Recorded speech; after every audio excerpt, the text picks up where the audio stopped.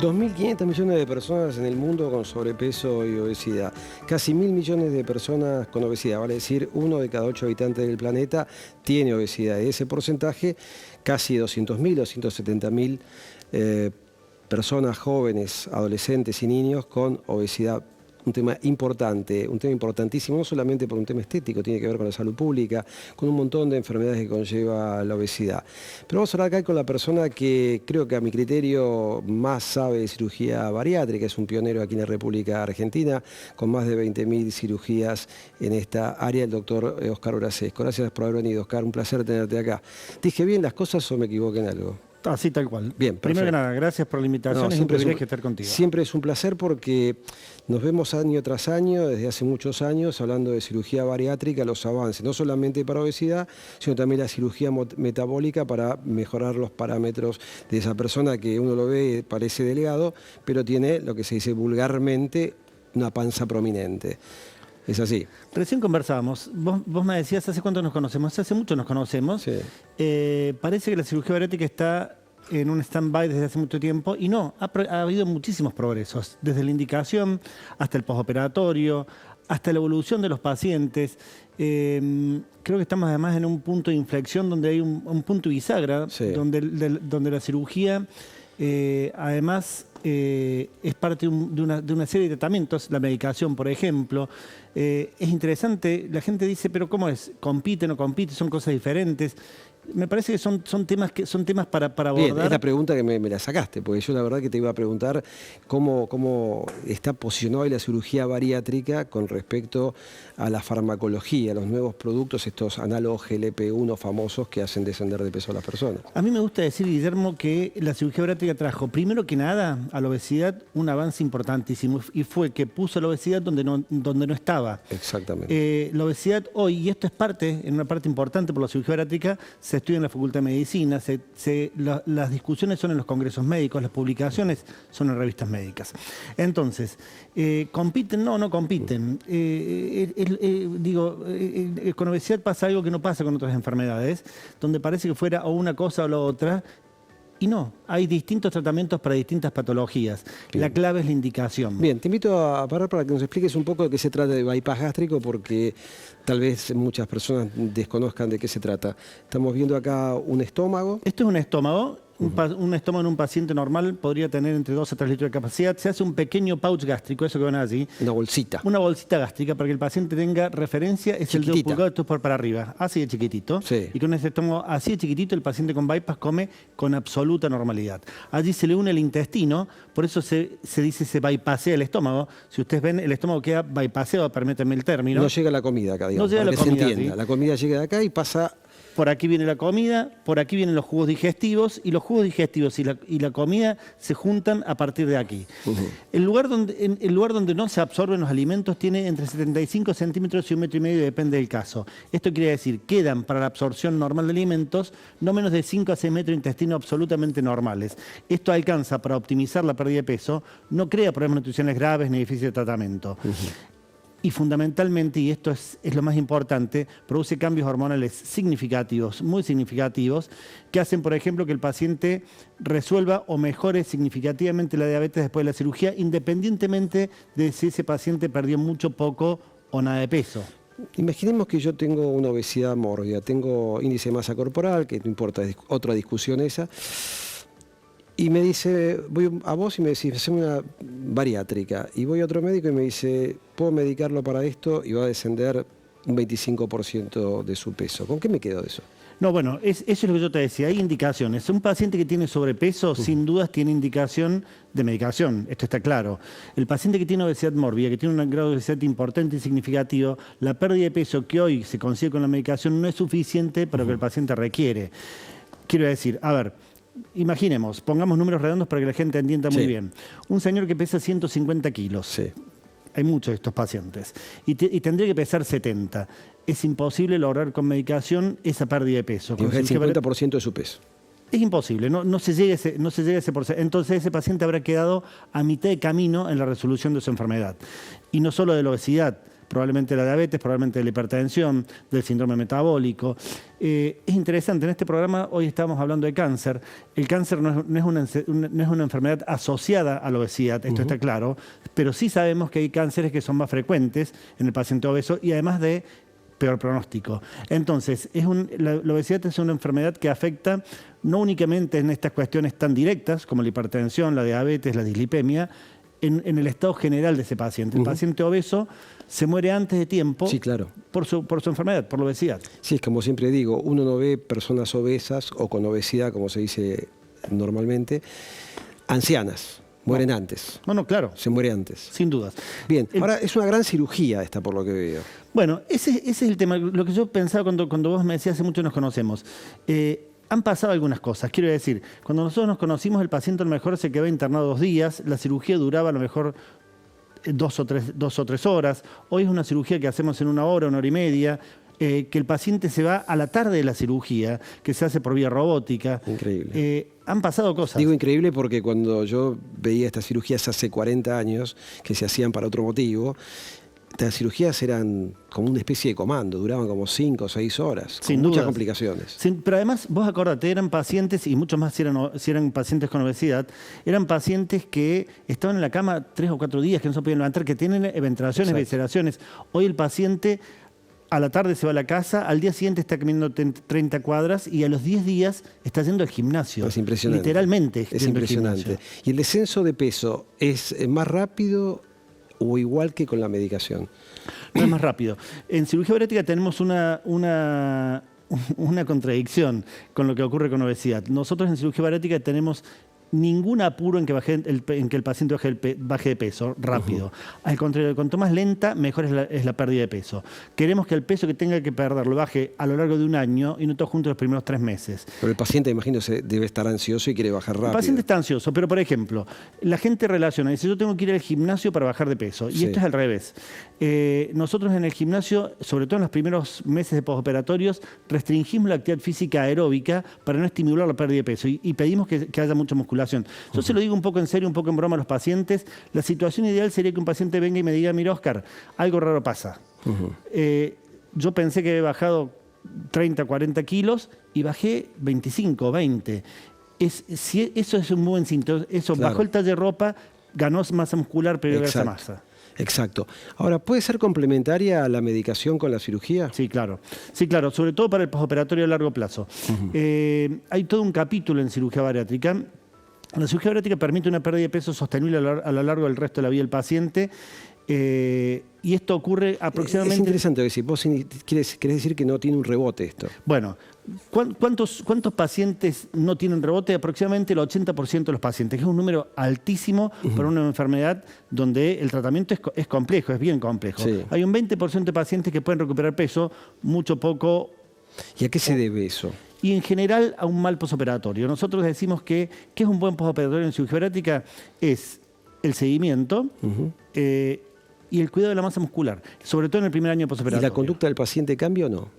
Sí, y sobre todo dependiendo de la técnica quirúrgica. Hay cirugías que, por ejemplo, hacen que por estos cambios hormonales, el paciente, lo voy a poner en términos sencillos para que la gente nos entienda, tenga menos hambre. Sí. Esto es muy llamativo.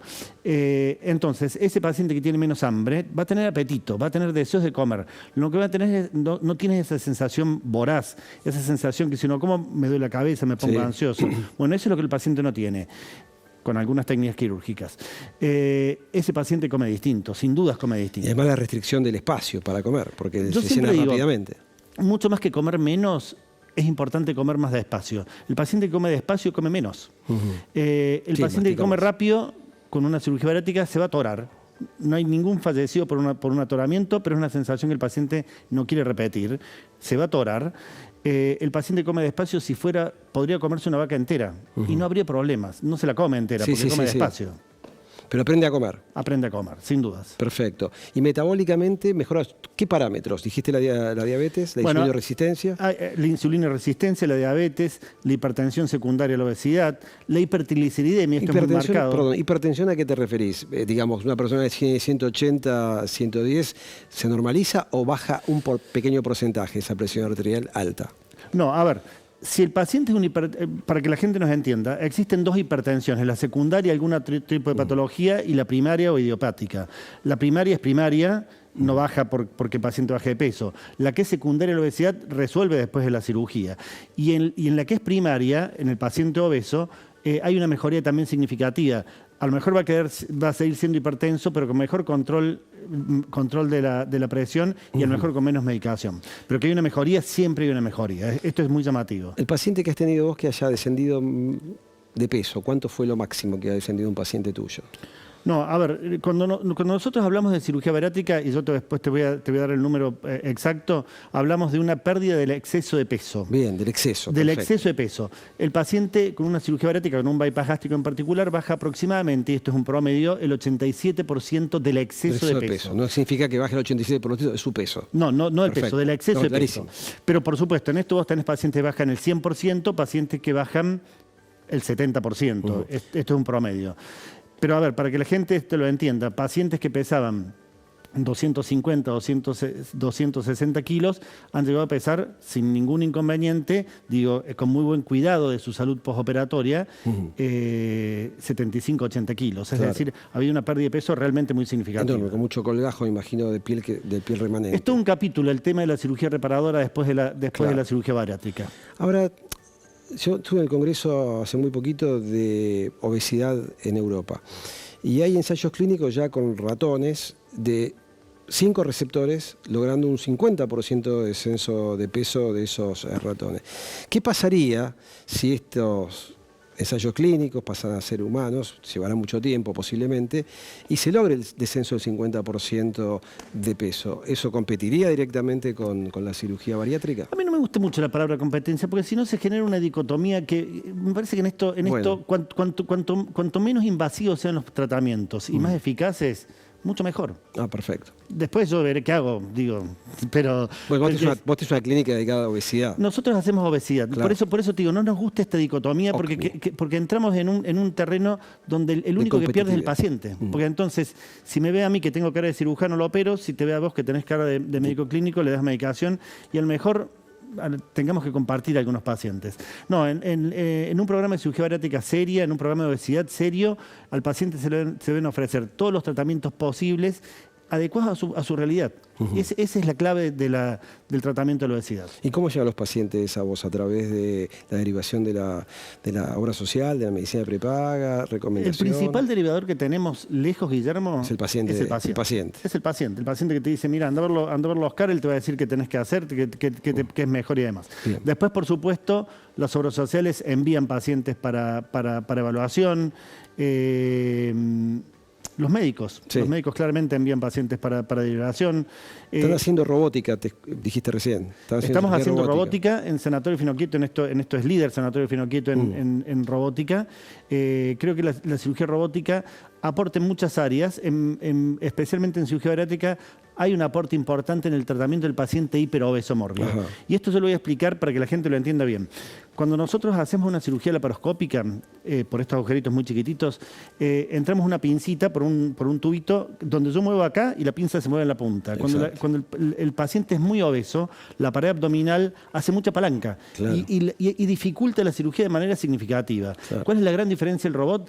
Es que el brazo es fijo y se mueve únicamente adentro. Esto hace que técnicamente sea una cirugía más prolija, más reglada, con mejores resultados. Realmente, por eso te digo, han pasado cosas que han hecho que la cirugía bariátrica también haya evolucionado a lo largo del tiempo. Bien, bueno, acá ya lo comentamos esto: reducción de riesgo cardiovascular, ayuda a proteger y mejorar la calidad del sueño, incluso eliminar esta condición, porque estas pacientes tienen apnea de sueño, roncan. La apnea del sueño es una patología muy frecuente en el paciente obeso que en general está subestimada, sobre todo por el paciente. En la comunidad médica esto se conoce, pero digo, para que la gente lo entienda, son pacientes que el famoso paciente que ronca y hace pausas cuando ronca, eso es una apnea del sueño. ¿Y cuál es el problema? Ese paciente se muere de un infarto a la noche o se muere porque chocó en el auto porque se quedó dormido manejando. Exactamente, como hemos visto lamentablemente en incidentes de un tren donde el maquinista se quedaba dormido. así. Siguiente, ganas de movilidad y calidad de vida. Bueno, me imagino que uno se siente mucho mejor al tener menos peso, es como sacarse una gran mochila de encima. Cuando los pacientes nos vienen a ver, Guillermo, nosotros les hablamos de hipertensión, de diabetes. Después hay todo otro ámbito que incluye esta enfermedad, donde la discriminación es muy frecuente. Oh, sí. Es muy frecuente. Cada vez más. Donde la calidad de vida del paciente es muy mala. Donde inclusive el paciente tiene que ver si la silla donde se va a sentar puede o no puede sentarse. Y viajar en avión, en micro. Y hasta elegir la ropa. Claro. Y digo, pero qué tontera elegir la ropa. Bueno, digo, sí, pues al lado de morirse por ser diabético es una tontera. Resulta todas estas cuestiones de enfermedad, bienvenido todo el resto de los cambios, ¿no? Bien, esta es la última plaquita, mejora en tu salud emocional. Bueno, obviamente la autoestima se modifica muchísimo, la sexualidad, la vida de pareja, cambia radicalmente. Y la forma de ver la vida. La forma de la vida. Puesto en términos un poco más dramáticos, yo digo, cuando un paciente se tiene que idealizar todos los días, uno no puede pretender que ese paciente se levante pensando lo mismo que vos y yo, que a lo mejor vamos pensando dónde vamos a desayunar, con quién nos vamos a juntar. Pérdida de libertad. Tal cual. Pérdida. El paciente con obesidad la tiene a la pérdida de la libertad. Perfecto. Bueno, te agradecemos muchísimo, Oscar. La verdad que es sumamente interesante. Te invito a sentarte y Gracias. vamos a continuar con un tema que seguramente también les va a interesar, que tiene que ver con esclerosis lateral amiotrófica, ELA. ¿Se acuerdan de ese desafío del balde de agua helada también de Esteban Burrich? Justamente estamos aquí con Agustina Buñar, que es directora ejecutiva de la fundación justamente de Esteban Burrich. Gracias por haber venido. Qué tema, ¿no? La ELA. Muchas veces se confunde la gente ELA con esclerosis múltiple, que son dos patologías diferentes. Contanos de qué es la ELA, así para entrar en contexto, entrar en el tema, para que la gente pueda comprender de qué se trata esta enfermedad cruel.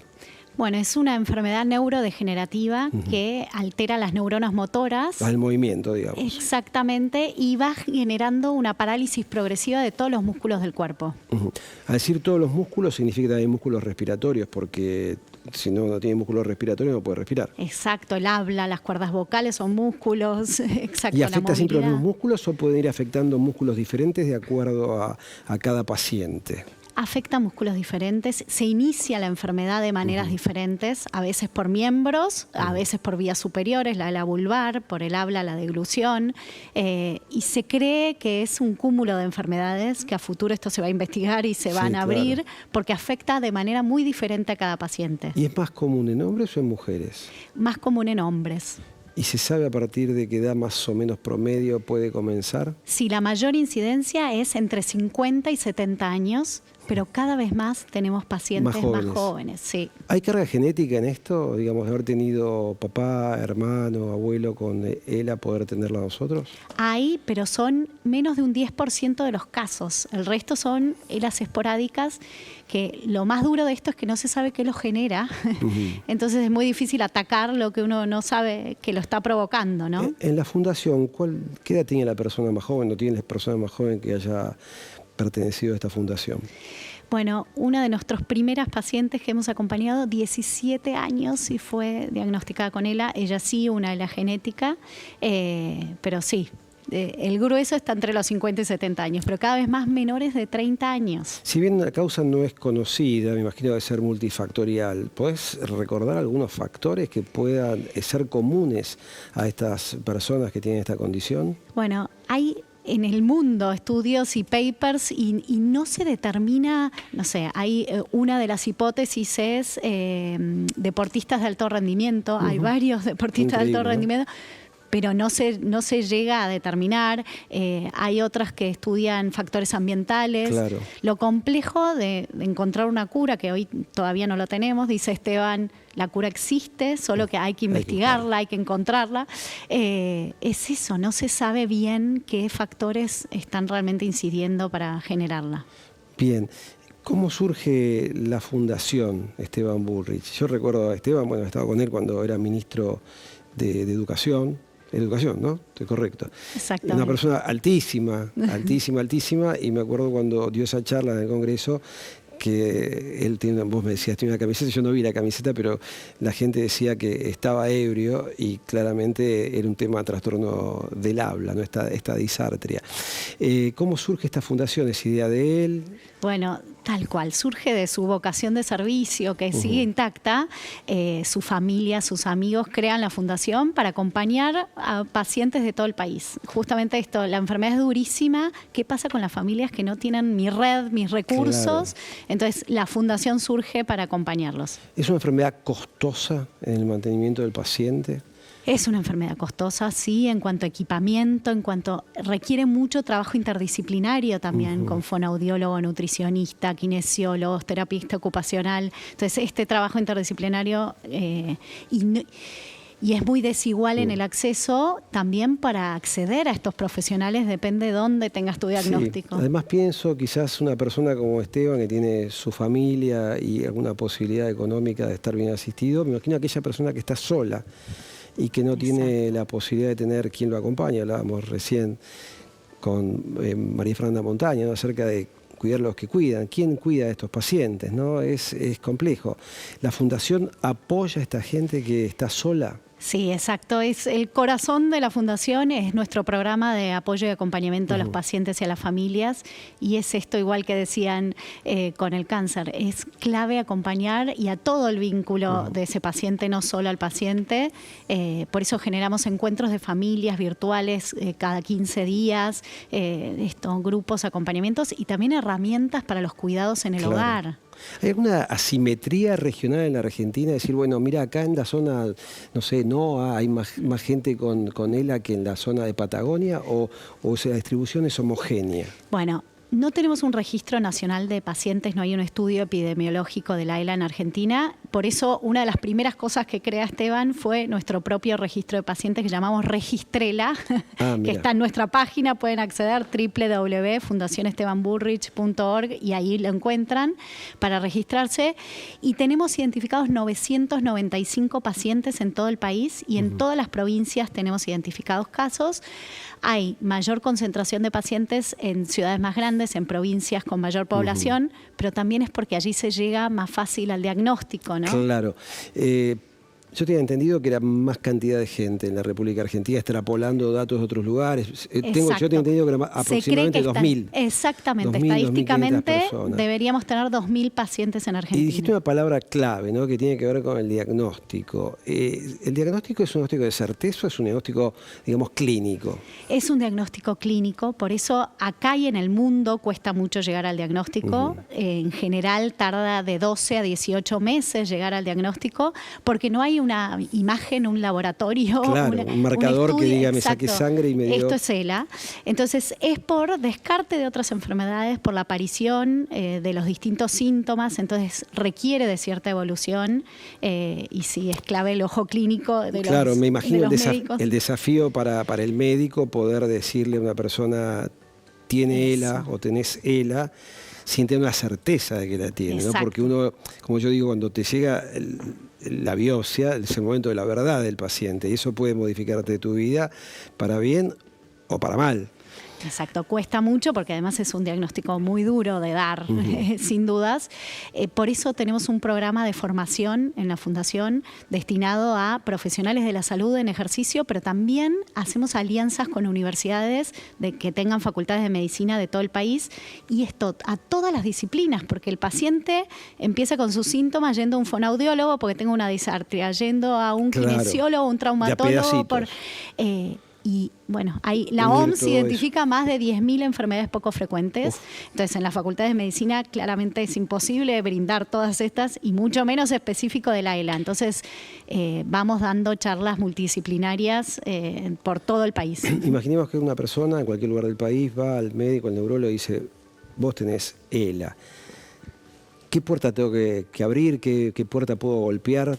¿Qué puedo hacer? Porque vos me decís que no tiene tratamiento o hay algún tratamiento, digamos, paliativo para esta enfermedad. ¿Hay tratamientos nuevos o siempre son los mismos tratamientos?